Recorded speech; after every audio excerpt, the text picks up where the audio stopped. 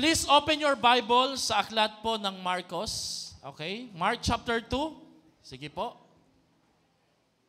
Sige po, pwede na rin po tayong umupo. Okay, Mark chapter 2 verses 1 to 12. Sa aklat po ng Mark or sa Tagalog po ay Marcos. May upuan po dito sa kabila. Mark chapter 2 verses 1 to 12. Kung nakita nyo na po sa inyong Bible, sa inyong cellphone, ay magsabi po kayo ng Amen. Kung hindi nyo naman po nakita, ay tanungin nyo po yung katabi nyo kung saan po yung Mark.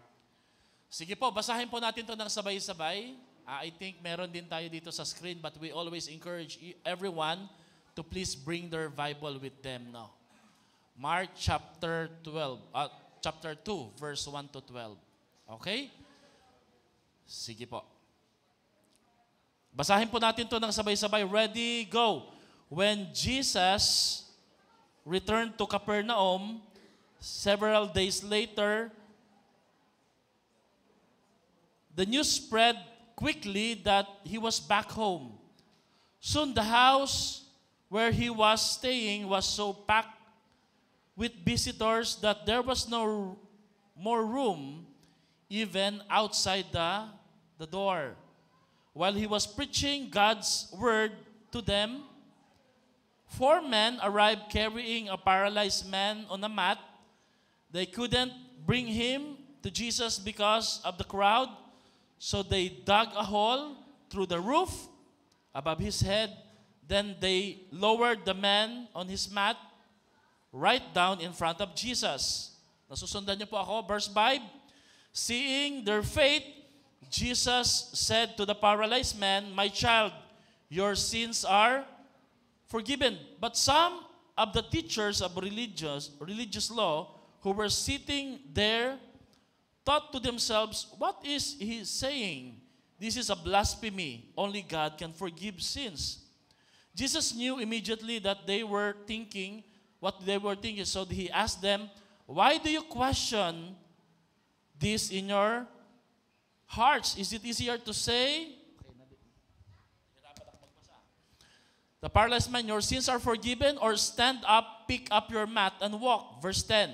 "So I will prove to you that the Son of Man has the authority on earth to forgive sins." Then Jesus turned to the paralyzed man and said, "Stand up, pick up your mat, and go home." Verse 12, sabay-sabay. And the man jumped up, grabbed his mat, and walked out through the stand onlookers. They were all amazed and praised God, exclaiming, "We have never seen anything like this before." Basahin natin yung last verse. "We have never seen anything like this before." Pinagpala ng Diyos ang pagkabasa ng kanyang salita. Mark chapter 2 verses 1 to 12. Noong 1996, welcome po, merong isang famous photographer na ang pangalan po ay si Charles O'Rear. Kasama ang kanyang pamilya, naglalakbay lang po sila sa north side of San Francisco.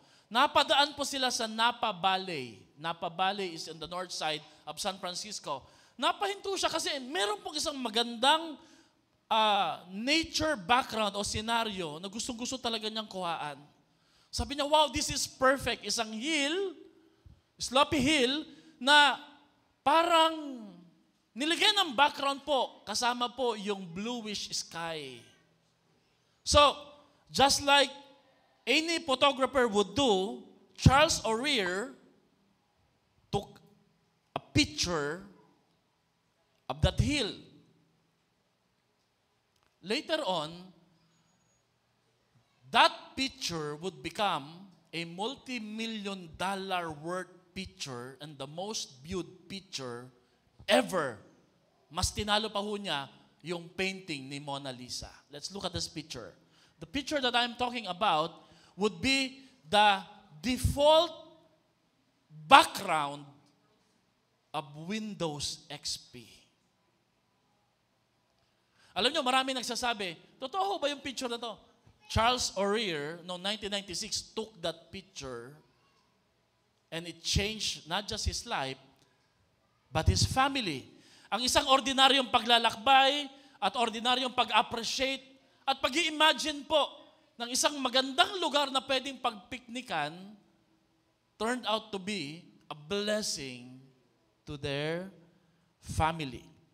In fact, some famous IT designer make this picture, anong tawag nito, Sir Eric? Bliss. They call this picture as bliss. Isang default background every time you open a laptop, a desktop, or a computer.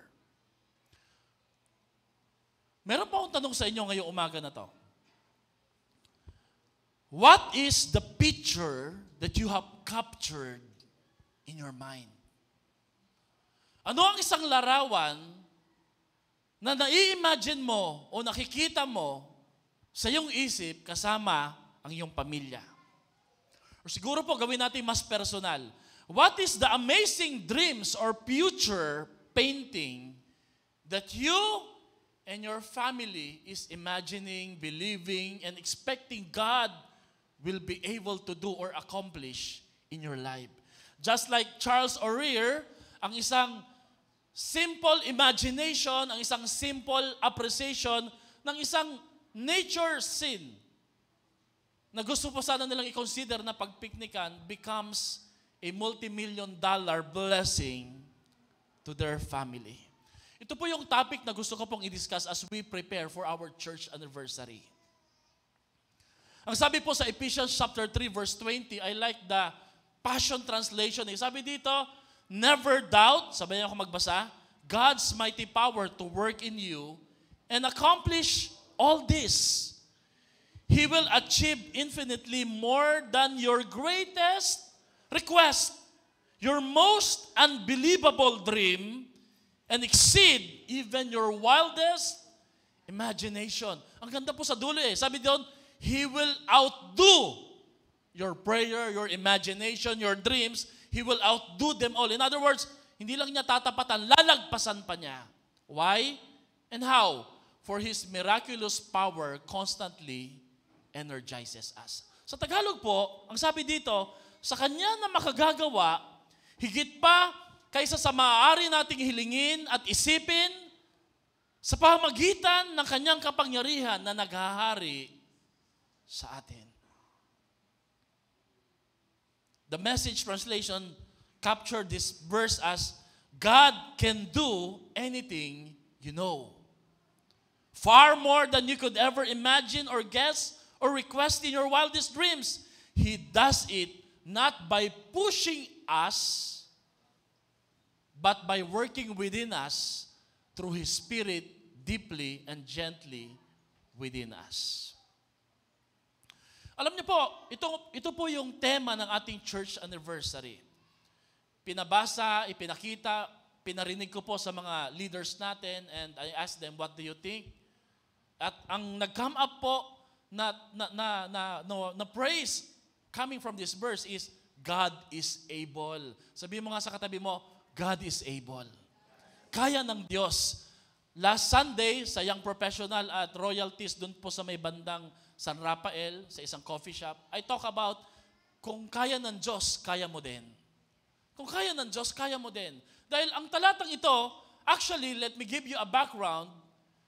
This is a letter from Apostle Paul to the church of Ephesus. And pwede nating tingnan ito as a promise, but actually, this verse, Ephesians 3:20, is actually a prayer. It is a prayer of Paul to the church of Ephesus. Na parang hinihikayat po niya ang iglesyang ito, maniwala kayo, kaya talagang gawin ng Diyos. Ang Church of Ephesus ay kontento na po sa pagpapalang espiritual na sila'y niligtas, binago, pinatawad ng Panginoon. Pero ang sabi ni Apostle Paul, hindi diyan nagtatapos ang pagpapala ng Panginoon. Kaya pa niyang lagpasan ang mga nagawa na niya sa buhay mo, ang mga naiisip mo at naisip mo na, kaya pa niyang tapatan at lagpasan ang mga bagay na iyon. So, Ephesians chapter 3 verse 20 actually is not just a prayer but a proclamation. Na parang sinasabi ng Apostle Paul, may this prayer become your declaration to your life. And it's also a call na magbago tayo ng pananaw sa buhay, no? Can you imagine, no? Ang ibig sabihin po nito, ang ibig sabihin po ng Panginoon sa iglesia ng Ephesus ay baguhin nyo yung isip nyo. Because ang pinaka number one na hindrance ng kayang gawin ng ating Diyos ay hindi po yung kakayahan niya, kundi yung isip po natin. Kung minsan binabox po natin ng Diyos, nilalagay po natin siya sa isang kahon, sa isang sitwasyon na kung saan hanggang dun lang ang kayang gawin ng ating Panginoon. Pero pag binasa nyo po ng buo yung Ephesians chapter 3, verse 20 to 21, this is not just a prayer, a proclamation, and a call to a proper perspective. This is also a praise or doxology sa Kanya na makagagawa, lampas pa sa kaya nating isipin at hilingin sa pamamagitan ng Kanyang kapangyarihan na naghahari sa atin, sumakanya ang kapurihan at kaluwalhatian. Doxology means praise, pagsamba, papuri sa ating Panginoon. And the reason why Paul can praise the Lord is because he knows that God is able and He is able to do far more than we could ever think or imagine. Pwede po ba natin palakpakan ng Diyos sa ating mga buhay? Pero higit sa lahat, hindi lamang po ito isang panalangin, hindi lamang po ito isang proklamasyon, hindi lamang po ito isang perspective o pananaw at personal application. Ito rin po ay practice o paalala na isagawa mo na mula ngayon. As your pastor, I encourage you, mula po sa araw na ito, mula po nung nag-start yung series nating ito, huwag kang makontento sa mga bagay sa buhay mo. Magsimula kang mangarap ng mga pangarap na kasing laki ng pangarap ng Diyos. Never be content sa kayang gawin ni Lord sa buhay mo. Sabi nila, di po ba pastor sabi sa Bible, be content. Tama po iyon. Pero the word contentment ay ginagawa at isinasagawa at ina-apply mo lang sa buhay mo sa dulo po matapos mong gawin ang lahat ng bagay. Pero hindi ka nakukontento, lalo na kung wala ka pang ginagawa at wala ka pang pinapangarap o sinusimulan sa buhay mo. Magkaroon ka ng tinatawag po nating holy discontent. Mangarap ka. At kasama po sa pangarap mo ang pangarap ng iglesia, ng church, na tayo po'y lumago at magtagumpay sa kapurihan ng ating Panginoon. And amazingly, Ephesians chapter 3 verse 20, as a prayer, as a proclamation, as a perspective, as a praise and a practical application, was given not just to an individual, it was given to a community. This verse actually is not a personal verse, but a communal verse. Communal verse. So ang topic ko po ngayong umaga na to as we prepare for our church anniversary, we have seen how God moves in the past weeks and in the past days, kahit po sa linggong ito, believing God together. Basahin nga po natin yan ng sabay-sabay. Ready, go. Believing God together. Isa pa nga po, believing God together. Hindi lang po sapat na tayo po'y naniniwala sa Diyos. By the way, gusto ko po ang stage kasi nakakakilos na po ako. Hindi po ako nag-aalangan na nakaganito lang yung pwesto ko Gusto ko po yung stage na to, no? Alam nyo ba yung stage na to? Wala ho tayong dinagdag na kahoy. Lahat po ng kahoy na nagmula po dito sa extension, galing lang din po dito. Kaya lang po, parang bitin, no? Ang sabi ko dun sa gumagawa, pag may nagreklamo na mukhang bitin, sabihin nyo sa kanya, siya na magpagawa. Konti na lang naman, di ba? Kung meron pong, just in case, nabibitinan po kayo, parang kulang yata, pastor simulan nyo pong gawin. O di kaya, simulan nyo pong mag-donate para naman medyo straight po tayo. Amen? Yan yung gusto ko, di ba? Amen. Palakpakan natin si Lord. Amen? Mapimbihira sinimulan na po namin, tapusin nyo na po. Alam niyo po, kayang pagpalain ng Diyos ang pananampalataya ng isang mananampalataya, ng isang Kristiyano. Pero imagine what God can do sa isang nagsasama-samang sumasampalataya at nagtitiwala sa Kanya. I mean, pag tiningnan po natin yung church na to, sa mahigit 13 years, by the way, JL just celebrated her birthday yesterday, ika-13th birthday na po niya. Alam niyo kung bakit? Kasi nung pinanganak si JL, doon din po nagsimula ang Zion Baliwag. Kaya walang takas po ito sa ating Panginoon. Talagang maglilingkod po ito. Tinanong ko po sila magkakapatid, sino sa inyo magpapastor? Sabi ni Jethro, ikaw yung ate. Sabi ni JL, ba't ako? Ikaw yung lalaki. Nagtuturuan na po sila. You know, Bata pa po sila, hindi pa po nila masyadong alam po yan, but we want them to serve the Lord just like their parents. Naniniwala po ba kayo na sa na-accomplish ng church at na-accomplish ng simbahan ngayon, that we were able to purchase a lot? Tumaas na po, nung bumalik po ako doon, ang taas na po ng presyo per square meter. Ano kaya ang kayang gawin pa ng Diyos kung magsasama-sama at magtutulong-tulong tayo? Amen? Alam niyo po ba yung renovation na to na nabago po dito sa harapan, kinuha at ginawa lang po ito ng 1 linggo. Kasama po yung mga nagpintura, mga 2 linggo. Ano kayang kayang gawin ng Diyos kung hindi lang 2, 3, 4 ang kayang kumilos, kundi bawat isa po sa atin, dadalhin natin sa ating puso't pasanin ang celebration ng church anniversary. You know, ang prayer po natin sa darating na Sunday, mga 150 po ang per service sa hapon, ganun din po. Ang tanong po natin, kaya ba natin gawin yon? Salamat Jan sa pananampalataya mo. Kaya ba natin gawin po sa darating na church anniversary? Why? Because may goal po tayo sa church. Ipakita na nga po natin advance, no? As I prepare for this message, related po to sa goals natin. At tandaan nyo po, ang goals ng church, it needs faith and action. And more than faith and action, it also needs togetherness and unity o pagkakaisa. Ang goal po ng church na to is number 1, that we will be able to, sa dulo yun bro, reach more. Mas marami tayong maaakay at maaabot. At nangyayari po ito sa konsepto po ng simbahay. Palakpakan naman po natin ang mga life group leaders natin. Ang dami nilang inaabot. Alam niyo po, binilang ko po, ang mga naabot po sa loob po ng 2 at kalahating linggo ng simbahay, meron na pong umaabot na 57 souls reach for the Lord Jesus Christ. Palakpakan natin si Lord. At ito po yung inaasahan natin na makakadalo po sila sa ating church anniversary. Pero yung iba po dito, hindi pa po nag-church anniversary, nakakasama na po sa pagsamba. Palakpakan na rin natin si Lord, di ba? Alam niyo po ba mga kapatid na ito po yung goal natin? Nandiyan na ba yan?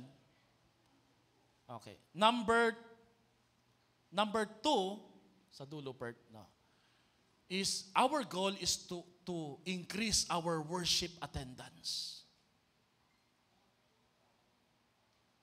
Ayan na po si Ate Rich, nagbibilang na po siya ng statistic. Linggo-linggo, chine-check po namin sino yung absent. Tapos titingin kami kagad sa social media kung nasaan siya. At saka namin ipagpe-pray, Lord, hindi siya sumamba kanina, hindi niya kayo inuna. At Lord, tingnan mo, hirap na hirap kami dito tuwing linggo. Siya, ang saya-saya niya. It's not fair, Lord. Nagsiswimming siya, kami dito pinagpapawisan. Lord, ano bang magandang prayer sa ganon? Lord, pagpalain mo siya, Panginoon. Upang sa sobrang pagpapala niya, ay maalala niya na dapat unahin ka niya sa araw ng linggo. Sabi mo nga sa katabi mo, parang ikaw yun ah. Ikaw yata yun ah. Lord, hinan mo, imbes na umawit sa Panginoon, nagbibidyo sa swimming pool eh. Yung mga malalakas tumawa, sila po yun. Biro lang po. Ang goal po natin is not just to reach more people. Alam niyo po ba, ang goal ng church na to, ma-break natin yung barrier ng 100 attendance. Pababa. Ayaw ko na po na nagpapastor sa isang attendance po na mas mababa pa sa 100. Why? Because I believe we could do more kung magkakaisa po tayo. Naniniwala po ba kayo doon? Kaya natin eh. Saka ang sarap magsalita, ang sarap pong sumamba pag marami. Amen po ba doon?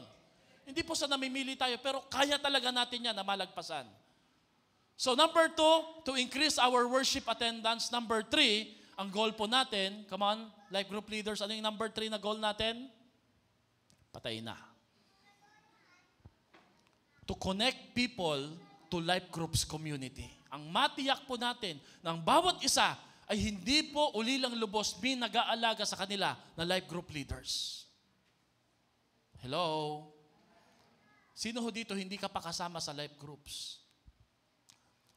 Ang number 4 na goal po natin is to train more new leaders. Na hindi po mabawasan, kundi madagdagan pa ng maraming bagong tagapanguna at mag-aalaga sa mga kaluluwa. At panglima po na goal po natin is to give more and to love more. Makapagbigay pa tayo ng mas malaki para sa gawain ng Panginoon at mas marami tayong mahalin na mga tao na hindi pa nakakilala sa ating Diyos. Palakpakan nga po natin si Lord sa goal na yan. Amen? Now, yung 5 goal po na yan, to reach more, to increase our worship attendance, to connect people in life groups community, to train more new leaders, and to give more and to love more, hindi ko po kaya yan. At tandaan nyo mga kapatid, mananawa ho kayo sa akin, uulit-ulitin ko po ito. Bakit? I believe the potential of Zion Christian Fellowship Baliwag. Kung sa ngayon po, hindi kayo naniniwala na kaya mangyari po ito, pero ako po at ang ilan naniniwala po, kaya po nating maabot ito, kaya nating malagpasan. Nang sa ganun po, bago tayo lumipat, sa bago po nating ibibigay ni Lord na building sa atin, titiyakin po natin na meron na tayong mga tao. Before we will build the building of God, we will first build the people of God. Amen? So we need faith para gawin po ito. Sa Genesis chapter 11 verse 6, ganito po ang sinabi ng salita ng Panginoon para makita po natin ang kahalagahan ng pagkakaisa. The Lord said, if as one people speaking the same language, they were talking about the people who are building the Tower of Babel, o Babel. They have begun to do this, then nothing they plan to do will be impossible for them. Now, let me give you a context now. Alam niyo po ba na ang verse na to, negative po yung connotation. Bakit? Nagkakaisa sila para magtayo ng tore, para maabot ang langit at ipagmalaki sa Diyos na kaya nilang gawin. And yet, ang sabi ng Diyos, napuna at napansin niya, tingnan niyo yung mga tao na to, kahit masasama. Pag pala nagkakaisa sila, parang walang imposible sa kanilang mga ginagawa. Amen? Nang ibig sabihin po mga kapatid, kung i-channel at itatransform lang po natin to in a positive way, nothing will be impossible for us if we unite and if we believe together. Amen ba, mga kapatid? Saka ang paalala po ni Lord sa 2 Chronicles chapter 7 verse 14, napakalinaw po.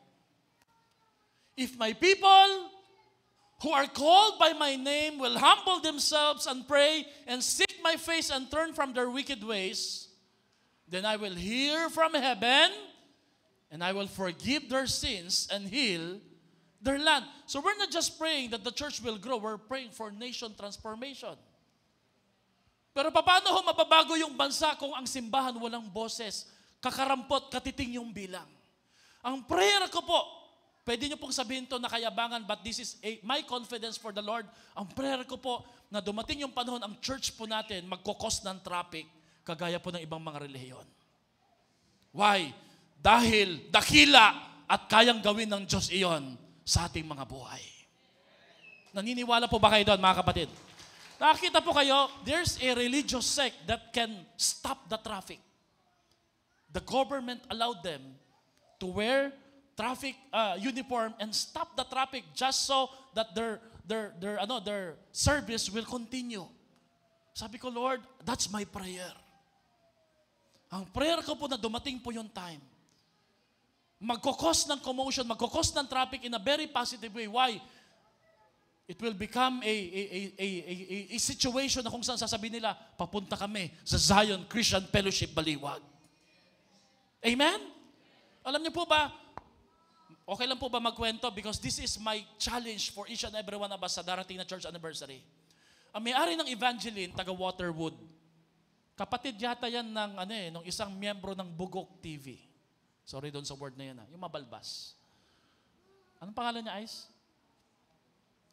Basta, a beautiful lady, kausap namin, sabi namin, Ma'am, magkano po ang paupaw niyo po dyan? Ako, Pastor, mahal po eh. Kung gusto niyo po, upahan niyo po ng lahat.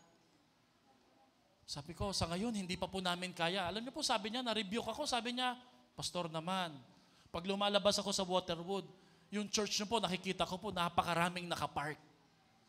Sabi ko, yun yata yung mga nagwi-withdraw sa BDO eh. Nakita yata niya eh. O yung mga may event sa gym, akala niya, membro natin. Hindi, Pastor, sabi niya, nakikita ko po, Pastor, na may ginagawa ang Diyos sa simbahan ninyo. Kaya, Pastor, kaya niyo po. Alam niyo magkano upa dito? 400,000 a month. Just the whole Evangeline. Kasi medyo sabi nila, humihina ng konti. Nang ibig sabihin po, ito'y cue na po sa atin na kahit po hindi mananampalataya, naniniwala sila sa kayang gawin ng Diyos para sa ating iglesia at sa ating mga buhay. Sabi mo nga sa katabi mo, hindi pa tayo nagkakaisa niyan.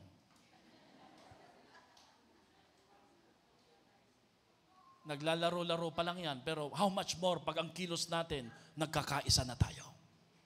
Amen? Amen po ba doon? Now, ang faith kasi, everybody say faith, ay may ebidensya. Meron siyang predictable process or pattern na pag nakita mo, ito yung faith na matindi ang ma-accomplish, matindi ang gagawin.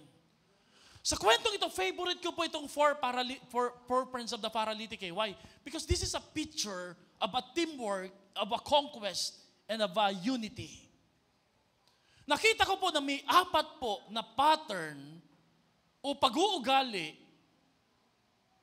na sa dulo, pag pinagpatuloy at tinuloy-tuloy, nagkikreate ng matinding impact at breakthrough sa ating iglesia at sa ating church. Amen? Are you ready? The first evidence of faith, if you believe in the Lord Jesus Christ, you will care, we will care for each other.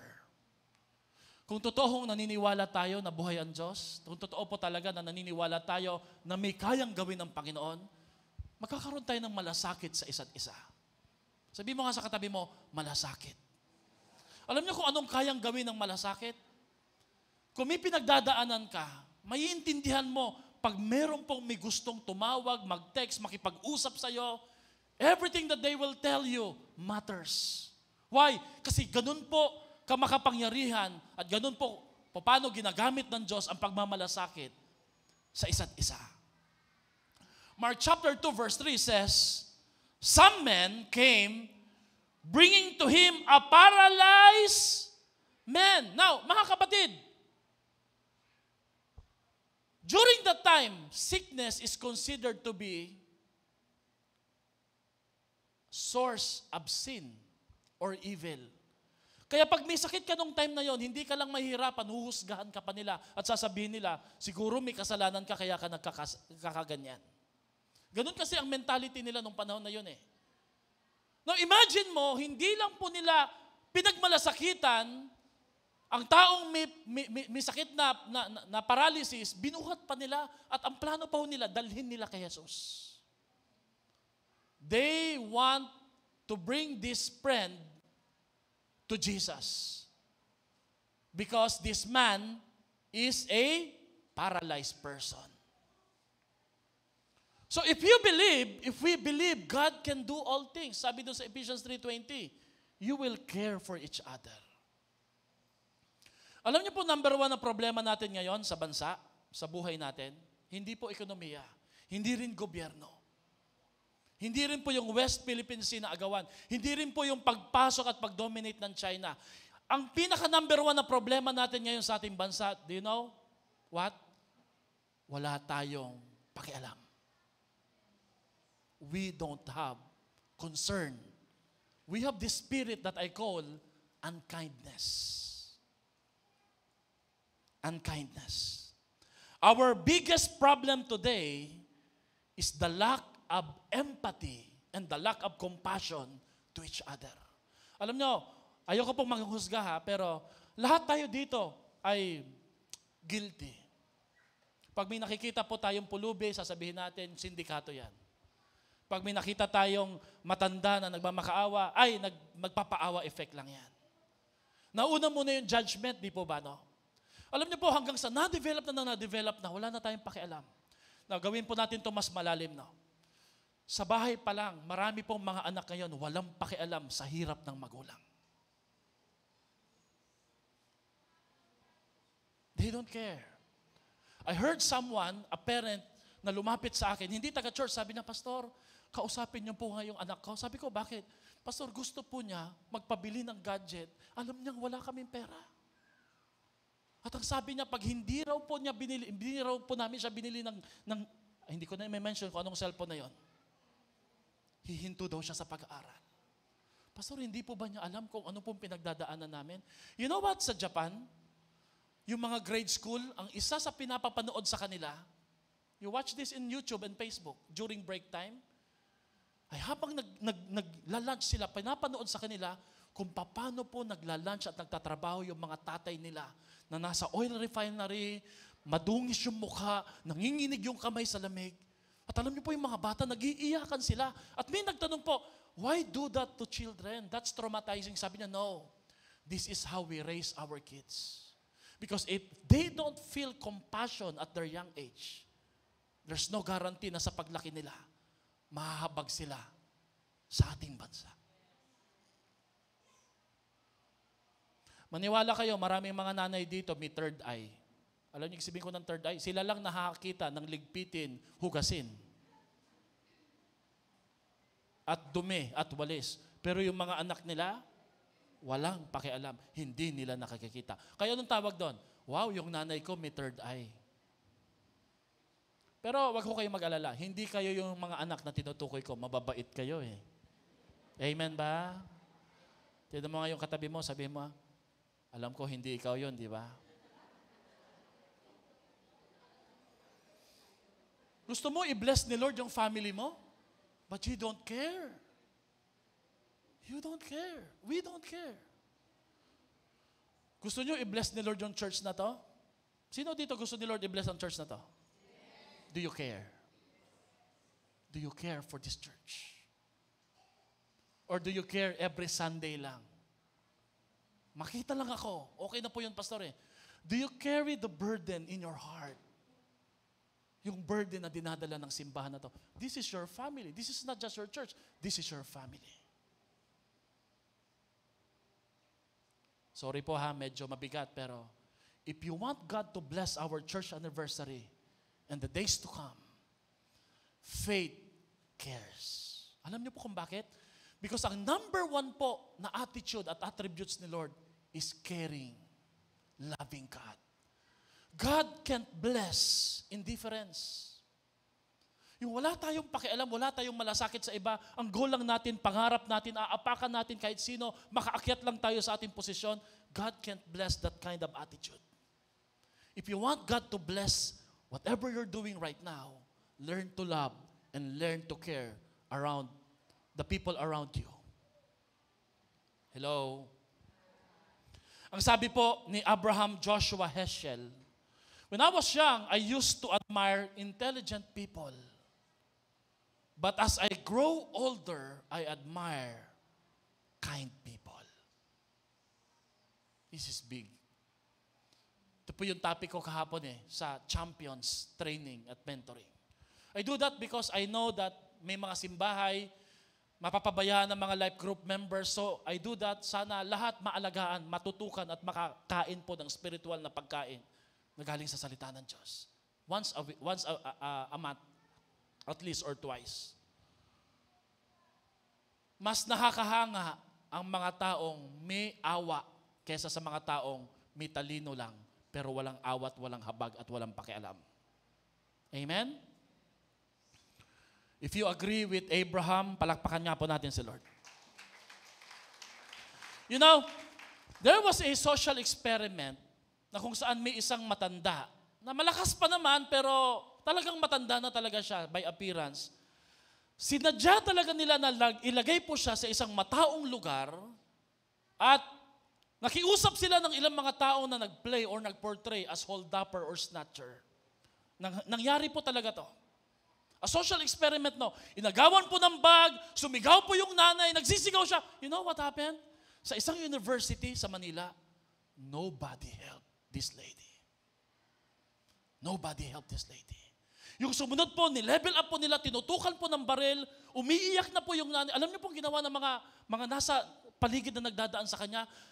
Umibos po sila. Alam niyo, ang nakakalungkot, eto. Some avoided this incident. Some even took videos and pictures just to post it on TikTok or social media. Hanggang napahiya sila at sabihin, burahin niyo yan. This is a social experiment. Sabi po nila, why do you do that? Because we are experimenting kung gaano kataas ang level ng compassion ng mga tao sa panahon ngayon. As I was walking sa monumento sa MCU, pwede pang tumawid nung time na yon eh. May nakita pa akong isang dalaga na tumawid po. Sinagasaan po ng isang owner type jeep. Talagang naramdaman ko talaga yung pagkaldag ng sasakyan. Nandun na po ako sa may bandang marami ng mga tao. Paakyat ako ng footbridge. Alam niyo po, literally, 2 minutes to 3 minutes, dinaanan lang talaga siya ng mga tao. As if nothing happened. Nagtawiran po yung mga tao as if nothing happened. Eh, ang MCU po, nasa tapat lang yan. Alam niyo po ang sabi ng mga doktor, kung nadala po siya na mas maaga, nabuhay po siya siguro. You know, the greatest and the biggest problem that we have right now in our family and even our nation, we lack empathy and we lack compassion. At kung meron mang isang importante at pinakamagandang lugar na dapat ituro ang compassion, dito sa church. Sa church po yan. Because if you can't learn it from the church, where can you learn it? Uso ho ngayon ang mga tao, gamitan. Si Elie Wiesel, sabi niya, indifference is a sign of sickness. Ano daw pong sickness na yung pastor? Sakit sa kaluluwa. Na mas nakakahawa pa kesa sa anumang uri ng mga sakit. Pansin niyo po sa una po, people will look at you, they would attempt to help you, and then suddenly in the long run, they don't care. Sino po dito ang hindi papayag na mangyayari yan sa ating buhay? Sa ating pamilya? We want to be people who cares. Alam niyo po, ang first step, first skill na dapat ituro sa bata, hindi para maging matalino. Hindi yung sabihin mo, anak, talunin mo lahat ng mga kaklase mo ha, this is a competition, taasan mo yung grades mo. Ikaw dapat makakuha ng pinakamataas na grades. No, ang ituro sa bata, paano magmalasakit sa ibang mga tao. For me, yan yung pinakamatinding skills na dapat matutunan ng isang bata. Dapat yan yung unang tinuturo ng mga teacher, unang tinuturo sa bahay, unang tinuturo sa simbahan, paano i-apply ang mga natututunan galing sa salita ng Diyos. Because when we do that, a breakthrough will happen. Just like this story. The people were amazed. Why? Sabi nila, paano nakatayo ang lumpong ito? Nakatayo ang lumpong ito, una dahil sa kapangyarihan ni Jesus, pangalawa, dahil sa pagmamalasakit ng 4 na magkakaibigan na to. Mga kapatid, ang ebidensya ng pananampalataya ay ang pagmamalasakit at pagmamahal. Amen. Our generation revolves on a common interest mindset. Alam niyo po ba yung common interest mindset? Wala tayong kaaway, wala rin tayong kakampi. Common interest lang. That's politics. Di ba ganun sa politika? Kaalyado mo ngayon, kinabukasan, kalaban mo na. Because in politics, there are no allies. There are no enemies. Common interest lang. Mga kapatid, hindi po tayo politician. We are Christian. And we're supposed to bring change and transformation sa ating paligid, sa ating pamilya, sa ating bansa. Sabi mo nga sa katabi mo, ang pagmamahal ko sa iyo, hindi transactional, kundi covenantal. Masakit sa puso, di ba? Yung text ka lang pag may kailangan, sisimulan muna na, kumusta ka, friend? Meron ka ba dyan? Parang nagtotong its lang Di ba? Masarap po yung kaibigan ka kahit sino ka pa, kahit meron ka o wala ka. Amen. Palakpakan niya po natin ang mga taga-Zion Baliwag. Amen? Common interest says, I need you, you need me, so we're okay. No. We need each other because we love each other dahil mahal tayo ng ating Panginoon. Can you imagine kung ganyang impact po ang maituro at maramdaman ng mga taong nasa labas? Sa psychology, because of this problem, para makita niyo po kung gaano kaseryoso ito, they come up with a compassion training. Pwede bang ituro yung compassion? I-train yung tao na maging compassionate? Yeah, kasi maraming mga tao hindi na marunong mahabag. Wala nang pakialam. Indifferent na. At alam nyo, ang compassion training na to, it involves compassion to yourself first, and then awareness sa need ng katabi mo. Yung hindi ka kakain ng lunch na hindi ka man lang nag-aalok. Huy, hindi ka Pilipino. Amerikano kapag ganyan, di ba? Alam niyo yung Pilipino? Makatatlong alok talagang aalokin, kain ka na, kain. Ikaw naman papilit pa di ba? Hindi tayo kumakain na hindi nag-aalok. Amen ba? Hindi tayo pupunta sa isang kainan na hindi natin alam, kaya ba nilang magbayad doon? Now, pag niyaya mo sila, make sure kaya mo silang ilibre. Hindi. Hindi ba? Ako lang ba nag-iisip ng ganon? Oh, we have a problem. Amen?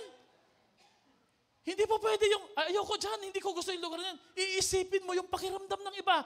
That's Christ-likeness. Yan yung puso ni Jesus Di ba?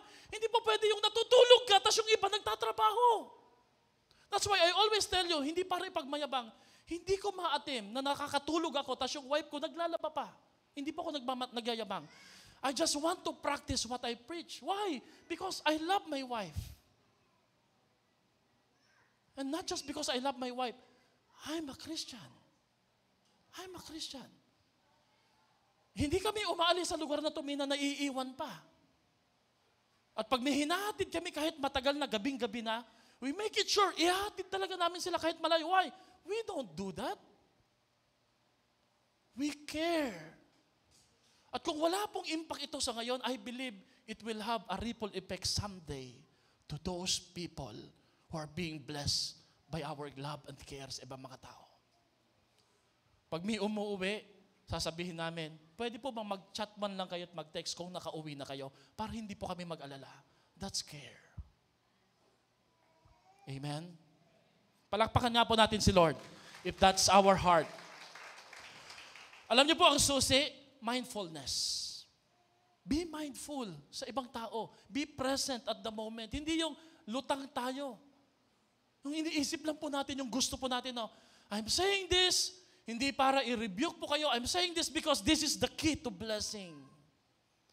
Ang puso ni Lord mapagmahal, mapagmalasakit. You know, may ibang mga tao nagsasabi sa akin, Pastor, sino ba naman kami para dalawin nyo? Sino ba naman kami, Pastor, para puntahan nyo dito? Pag tinitingnan po namin kayo, Pastor, mukha kayong mayaman. Sabi ko, praise God. Hindi po ako mukhang mayaman, mukha lang pong mayabang. Madalas ko pong sabihin, pamilya po tayo, pantay-pantay po tayo sa paningin ng iba. Yung care mo, inaantay na ng iba. And who knows, yung care mo, gagamitin ni Lord para mag-create ng breakthrough para yung ibang mga kapamilya niya makakilala sa ating buhay na Diyos. Amen? The opposite of love is not hate, but indifference. It is powerful. Yung indifference daw po, makapangyarihan. It makes everything it touches meaningless. Alam mo, pag indifferent ka, nagiging walang kwenta lahat ng gagawin mo. Kahit sino ka pa, kahit may posisyon ka, it doesn't matter kung gaano kaganda yung damit mo. Sa tingin ng iba, wala tayong dating. Why? Because you're indifferent. Love and hate don't stand a chance against it. But you know what? Ang kaibahan ng love? Love will always find a way. Indifference will always find an excuse. Amen? Sino ho dito gustong pagpalain ng Panginoon ang pamilya mo at ang iglesia po natin? Sumigaw ng amen. Care for each other. Care for each other. Pangalawa, if you believe, you will carry each other. Kung nananampalataya ka, papasanin, bubuhatin mo ang bawat isa. Pastor, pag tinitingnan ko tong katabi ko, parang hindi ko to kayang buhatin . No, I'm not talking about physical na pagbuhat. Ang tinutukoy ko po dito, may kinalaman pa rin po sa pagmamalasakit. Anong sabi dun sa Bible? Verse 3, some men came bringing him a paralyzed man carried by four of them. Binuhat. Yan tagal, wala naman pong transportation during that time. Walang ambulance . Binuhat nila. Siguro may stretcher lang. Hindi natin alam kung gaano nakakapagod ang naranasan nila. Pero binuhat pa rin po nila. You know what? Merong pagpapala sa pagbuhat sa pasanin ng bawat isa. Naalala ko po yung kwento ng 4 na magkakaibigan. Nag-hike sila sa isang snowy part na mountain. Ang problema, nagkaroon ng matinding bagyo, nagkaroon ng avalanche, bumaba po yung mga yelo, na-injured po yung isa nilang kasama. Nung nakita po ng dalawa na okay pa, yung kanilang kasamang pangatlo ay injured na, sabi nila, pahirap sa atin yan. Ang sabi ng isa, Christian siya, sabi niya, hindi naman natin pwedeng iwanan ang kaibigan natin. Sabi niya, kung gusto mo siyang buhatin, bahala ka, mamamatay kayo dito sa lamig. Kaming dalawa, bababa na kami at kaya namin makababa ng ligtas. Hindi po niya talaga iniwan ang lalaking ito na pilay na. Pinasan niya, magkadikit sila, at habang sila po ay naglalakbay, hirap na hirap siya. Naisip po ng Christian na to, sabi niya, dapat iniwan ko na to eh. Dapat talaga naniwala ko doon sa mga kaibigan ko. Hindi namin alam kung makakasurvive pa kami. Pero binuhat pa rin siya. Alam niyo po, pagkalipas ng ilang araw, nadaanan nila ang kanilang dalawang kaibigan na matay sa lamig, frozen to death. However, sila, they were able to sustain themselves sa lamig ng panahon. Why? Because they carry each other. Yung init sa katawan ng isa't isa ang nagbigay sa kanila ng survival para makalagpas. Yung dalawa po namatay sa hypothermia. There is a miracle that is about to happen when we learn how to carry the burden of one another. Alam niyo po, ito yung prinsipyo ko eh. Sino dito may problema? Taas nga pong kamay. May problema. If you want God to solve your problem, solve others' problem, and God will take care of your problem.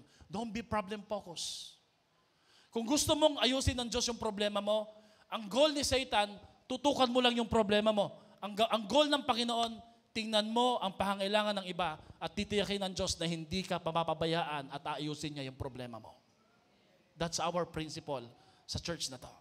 Mga kapatid, buhatin mo ang iyong kaibigan, ang iyong kapatid sa Panginoon. Galatians chapter 6 verse 2, carry each other's burden and in this way you will fulfill the law of Christ. Magtulungan kayo sa pagbuhat ng pasanin sa bawat isa. Hindi po magiging mabigat, magiging magaan. May picture ho tayo dito, di ba, sa Pilipinas. Anong picture na yan? Bayani. Sino dito nakaabot pa po na may nakita ka talagang bahay na naglalakad? Ngayon po kasi, bahay na naglalakbay sa truck. Nililipat, di ba? Pero ito po, nung bata po ako, literal talaga, sabi ko, paano nangyari bahay na naglalakad eh? Sa Leyte po iyon. Meron talaga nangyayari. Mga kapatid, kailangan po natin ng ganyang mindset at mentality. Nawala na po yan ngayon. Amen? Pag may bagyo, lumikas ka kung gusto mo. Bahala kami sa buhay namin dito. No, we don't do that. 1 Peter chapter 4 verse 10, God has given each of you some special abilities. Be sure to use them to help each other, passing on to others God's many kinds of blessing. May talent ka na wala ko. Gamitin mo yan para mapagaan ang pasanin ng iba. Amen po ba doon, mga kapatid? Parang hindi yata maganda no, na nakikinabang ng talento natin, yung boss po natin, na hindi naman ang tumubos at nagmahal sa'yo at namatay sa krus ng Kalbaryo. Hindi ba't dapat ang unang makatikim ng talento mo ay ang ating buhay na Diyos na nagmahal sa'yo at nagpatawad sa'yo? If you want God's blessing, care for each other, carry each other. Walang mabigat na suliranin kung tulong-tulong sa pasanin. Walang mabigat na suliranin kung tulong-tulong sa pasanin. Number 3, if you believe, you will create or you will have a crazy faith. Bakit po crazy faith, Pastor? Biruin niyo po, mga kapatid, nung nakita po nila yung bahay na kung saan nandun si Jesus, ang daming tao, pwede na silang mag-give up tumalikod Hindi. Alam niyo, inisip nila, akyat natin sa bubong, ibalibag natin. Binalibag. Unang balibag, lumagpas sa kabila, napilay pa lalo yung pilay. Siguro sabi nila, ano ba itong ginawa nyo sa akin? Nadagdagan pa ako ng injury. Sabi siguro ng 4 na magkakapatid, magkakaibigan, huwag kang mag-alala. Pag hinipo naman ni Lord yan, tanggal lahat ng mga kasukasuhan na yan. Isahang hipo na lang, di ba? Isahang pagpapagaling na lang. No. Now, what is faith? Alam niyo po, faith believes, perseveres, finds a way, looks up, and never give up. That's faith.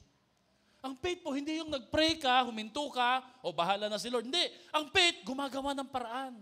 Kaya nga po, crazy faith Ito po yung isang myth o isang maling pananaw, wrong assumption about faith, that when I pray, I will do nothing, bahala na si Lord. No, that's not faith. Faith must be accompanied with action. Dapat kikilos din po tayo. Ang pananampalataya nagtitiis, gumagawa at naghahanap ng paraan, tumitingin sa itaas, sa Panginoon, at hindi po marunong mag-give up. That's faith. Ang pananampalataya po, hindi nakikita yung problema, ang nakikita solusyon. Kaya po natin yan, pastor. Yun po yung mga masarap kasama, hindi yung, ako pastor dead end na po paano kung gagawin natin? Katapusan na po yan Ang masarap kasama, ito yung mga pag kinausap mo, paano yan? Di pastor, may paraan yan. Relax ka lang, kaya natin yan. May kasabihan po tayo, kapag gusto, may paraan, kapag ayaw, maraming dahilan. Mga kaibigan na to'y binuhat, pinasan, ang kanilang kaibigan, papalapit kay Jesus sa itaas ng bubong. Nagbaklas sila.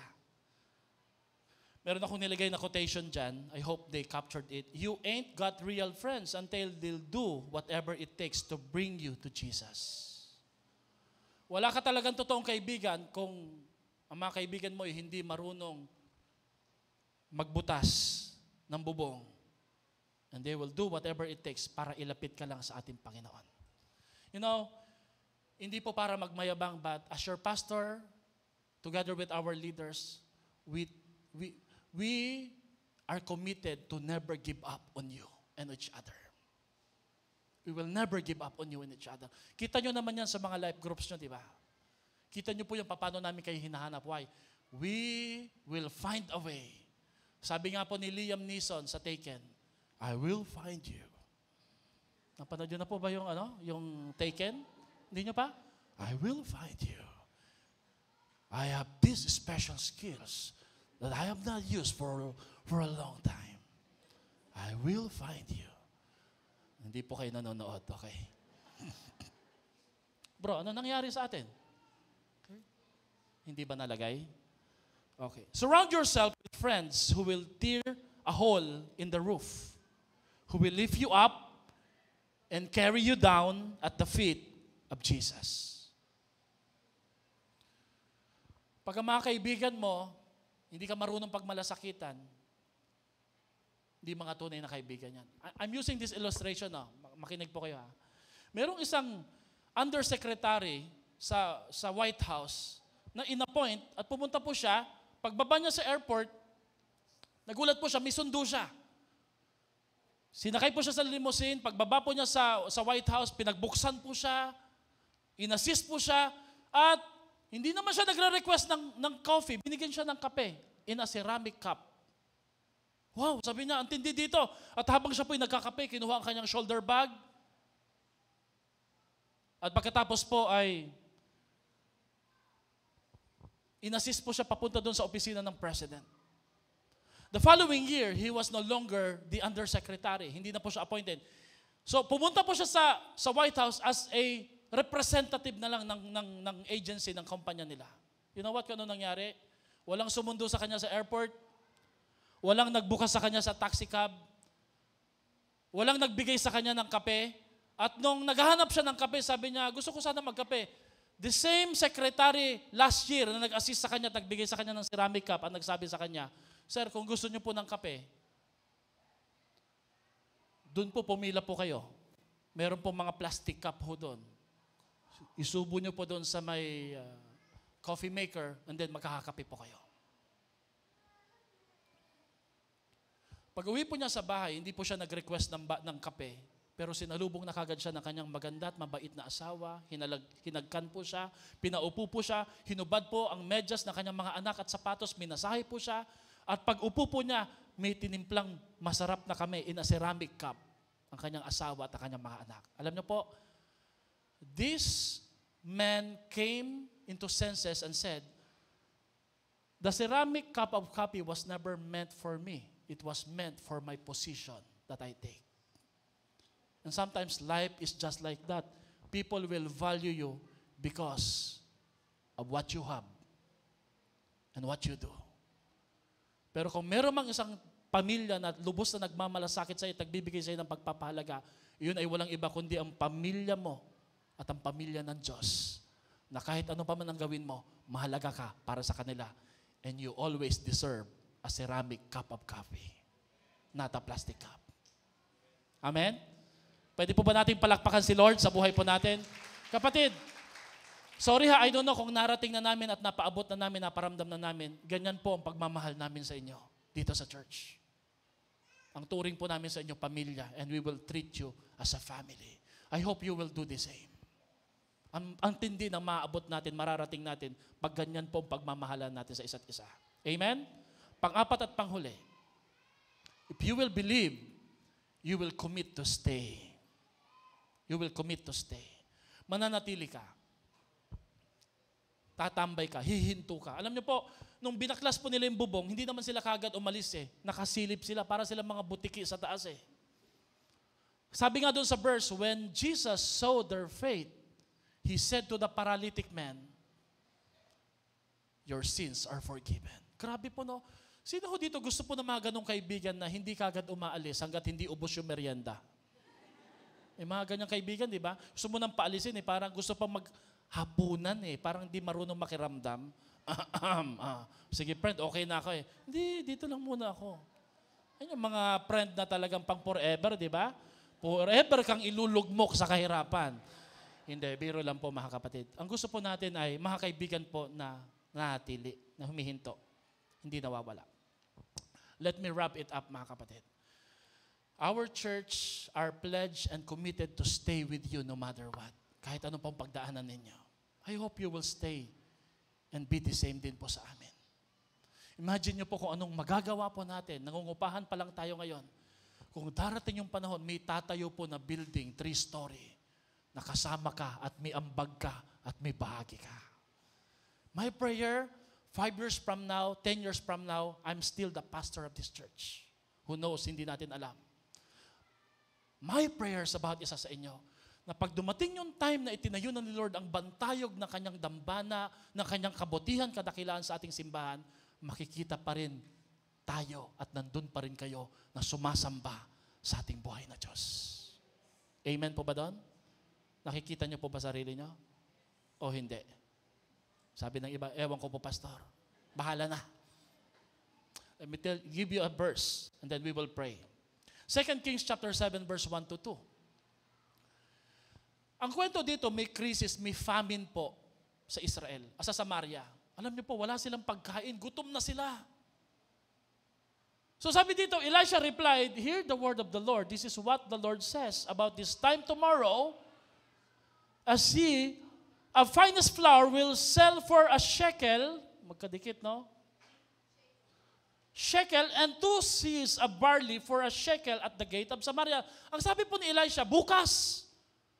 Ang sabi ni Yahweh, makakabili kayo ng harina sa mababang halaga. Kusing lang. Tapos ano po ang nangyari? Tingnan natin yung verse. Sabi dito sa susunod na talata, the officer on whose arm the king was leaning said to the man of God, sabi niya, kahit pagbuksan pa ng langit, ang kanyang durungawan, hindi mangyayari yan. Hindi mangyayari na makakapagpatayo kayo ng church building. Alam niyo po, sabi ni Elisha, bukas, makikita mo to, pero hindi mo ito matitikman. Wow. Ang bigat. Alam niyo po nangyari sa lalaking ito? Kinabukasan po, nagkagulo yung mga tao. The first stampede na nangyari, hindi sa Wawawin Ultra. Ito, ang unang natama ng stampede. Naapakan siya. Why? Hindi siya nanampalataya sa Diyos. If you're saying that we believe God can do it, He is more than able, you will participate on it. You will help. You will support. You will pray. You will promote our church anniversary. Ilalagay mo to sa iyong puso. Why?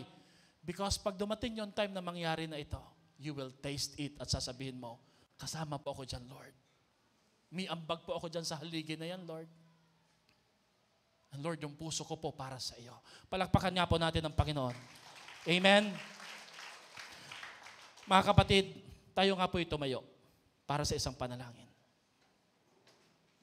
Sabi ng iba, Pastor, ang tanong po ay, who do you think you are?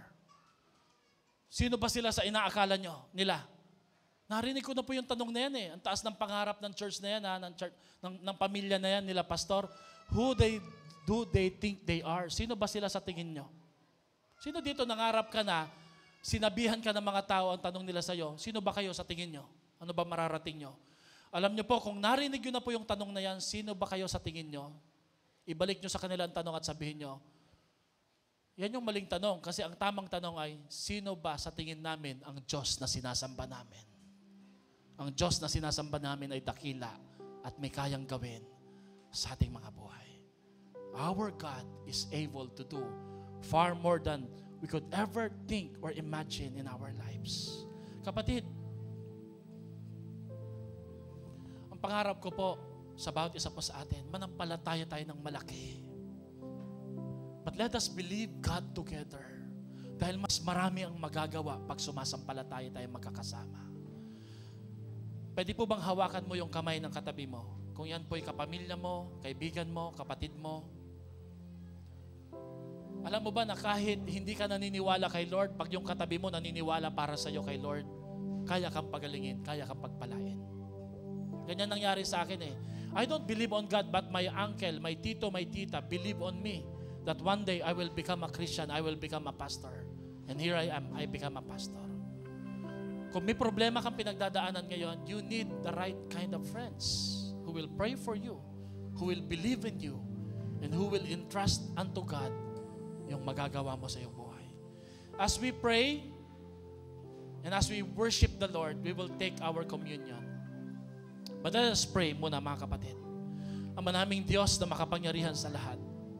Salamat, salamat. Una sa iyo, Panginoon, na nangakong walang bagay na hindi kayang mangyari at walang imposible sa Diyos na makagagawa lampas pa sa kaya naming isipin at hilingin.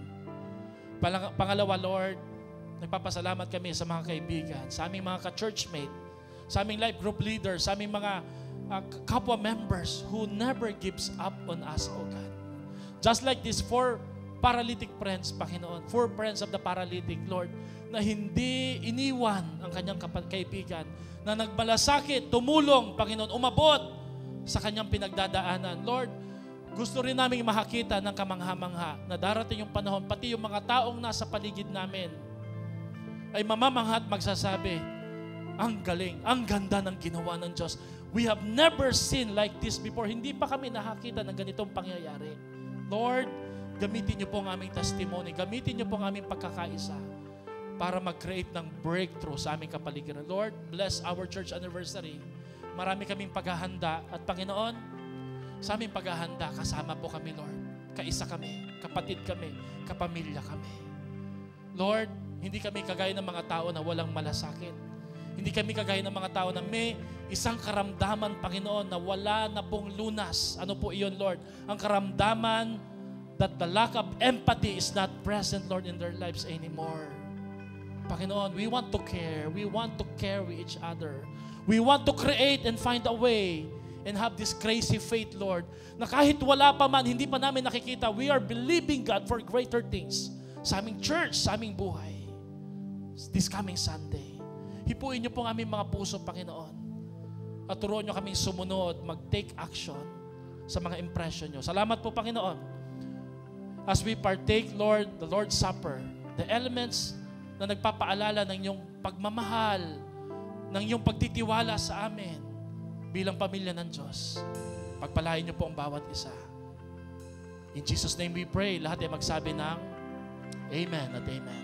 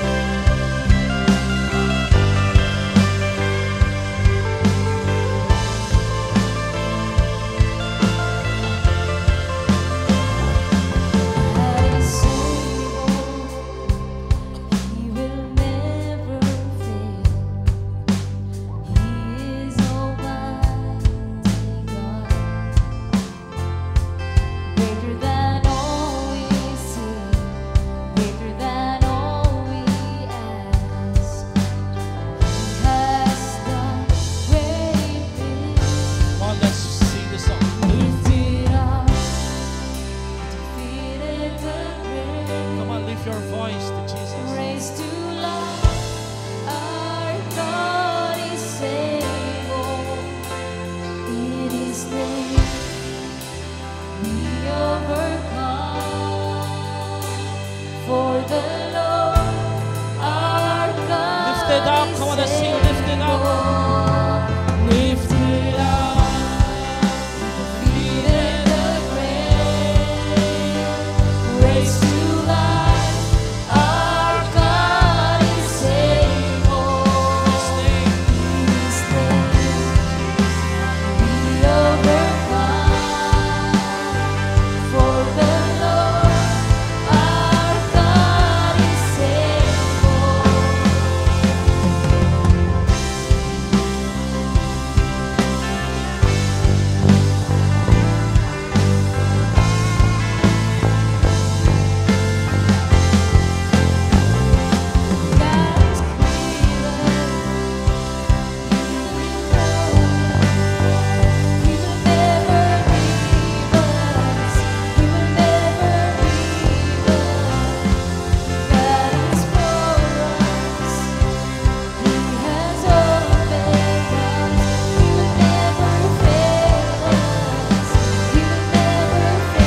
For the last time, lift it up.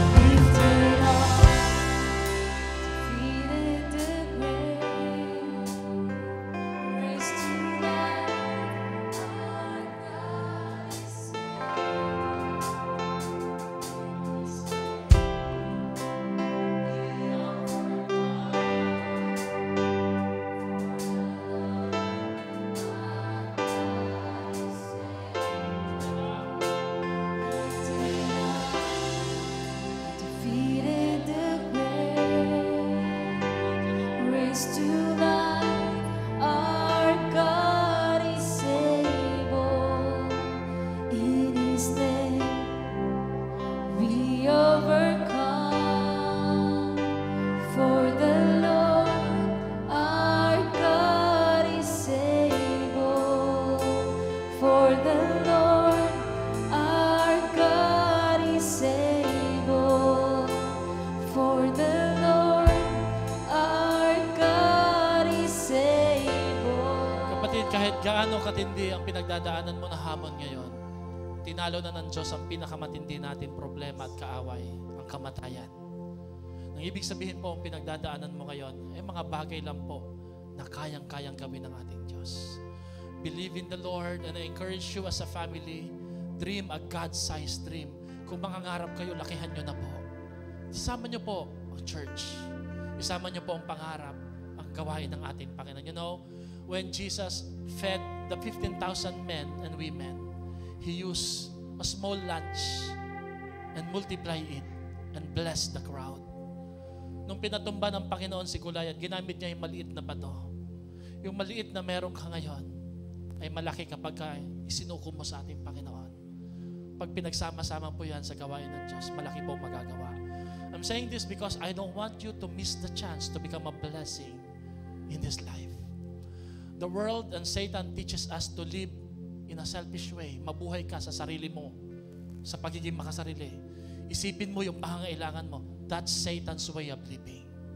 At alam nyo, pag ganyan po ang buhay natin, lagi kang magdududa kung meron ka pa rin ba, sapat pa rin ba. I encourage you today, live a life of selflessness, just like Jesus. Care, carry, create and find a way, and commit to stay no matter what. Ang Panginoong Jesus, nung gabing siya'y pinagkanulo, dumampot siya ng tinapay, nagpasalamat, pinagpira-piraso ito, at nagwika. Kuhanin po natin ating mga ostya. Ito ang aking katawan na ibinibigay sa inyo sa tuwing kakainin nyo ito. Kainin nyo ito bilang pag-alala sa akin, wika ni Jesus. Sabay-sabay natin gawin, mga kapatid ko sa Panginoon.